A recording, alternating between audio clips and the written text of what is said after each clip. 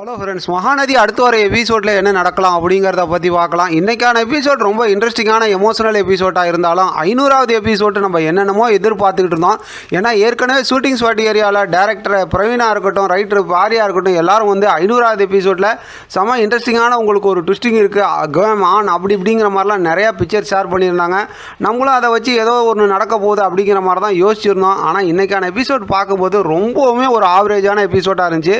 ஒரு 500வது எபிசோடோட ஒரு செலிப்ரேஷனுங்கிற மாதிரி ஒன்றுமே இல்லை அப்படின்னே சொல்லலாம். ஏற்கனவே போன இதில் சொல்லியிருந்த மாதிரி கொஞ்சம் இடையில விஜய் காவேரியை அதை பாராட்டி பாடுறதா இருக்கட்டும், குமரன் ஃபன் பண்ணுறதா இருக்கட்டும், அதை தாண்டி வேறு ஒன்றும் இன்றைக்கான எபிசோடில் பெருசாக ஒன்றும் பார்க்கவே முடியல. நீங்கள் கமெண்ட் செக்ஷனில் சொல்லியிருந்த மாதிரி பார்க்குறதே வேஸ்ட்டுங்கிற அளவுக்கு கொண்டு போய் விட்டுட்டாங்க. ஏன்னா நானும் ரொம்பவுமே எதிர்பார்த்தேன் இன்றைக்கான எபிசோடு. ஏன்னா 500வது எபிசோடு, ஏன்னா ஏற்கனவே கிறிஸ்மஸ் நேற்று நடந்திருக்கு, நம்மலாம் செமையாக செலிப்ரேட் பண்ணியிருப்போம் நம்மளோட ஃப்ரெண்ட்ஸுங்களோட.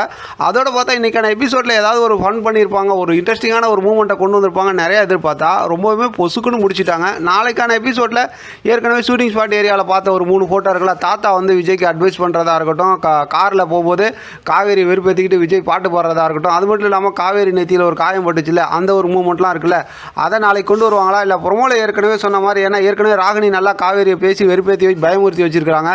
அதனால தான் நாளைக்கு அந்த அக்ரிமெண்ட்டில் சைன் பண்ண சொல்லும்போது, என்ன டைவர்ஸ் தானே, நான் வேணால் அக்ரிமெண்ட் சைன் பண்ணுறேன், இப்போ வேணால் நான் உங்களை விட்டு கிளம்பி போகிறேன், ரெடியாக தான் இருக்கேன் அப்படி இப்படின்னு சொல்லிட்டு காவேரி வந்து எப்பயும் போல் வழக்கம் போல் கிண்டலாக பேசுகிறாங்க. ஆனால் விஜய் வந்து ரொம்ப தெளிவாக தான் இருக்கிறாரு. மனசுக்குள்ளார வந்து நீ எவ்வளோ பெரிய கேடியன் அப்படிங்கிற மாதிரி தான் கிண்டல் பண்ணிக்கிட்டு இருந்தார். ஆக மொத்தத்தில் பார்த்தோம்னா இந்த மாதிரி ஒரு ஃபன் கலாட்டாவை நாளைக்கு எதிர்பார்க்கலாம்.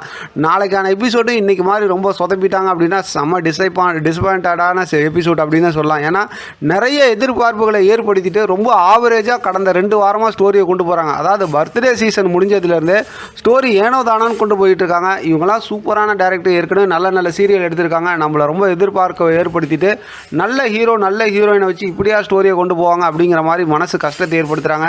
வாய்ப்புன்னு இன்னும் சரியாகல. அதனால் பேசுகிறது எதுவும் தப்பாக இருந்தால் உங்களுக்கு புரியாமல் இருந்தால் மன்னிச்சிங்க. சரியானதுக்கப்புறம் சரியாக பேச முயற்சி பண்ணுறேன்.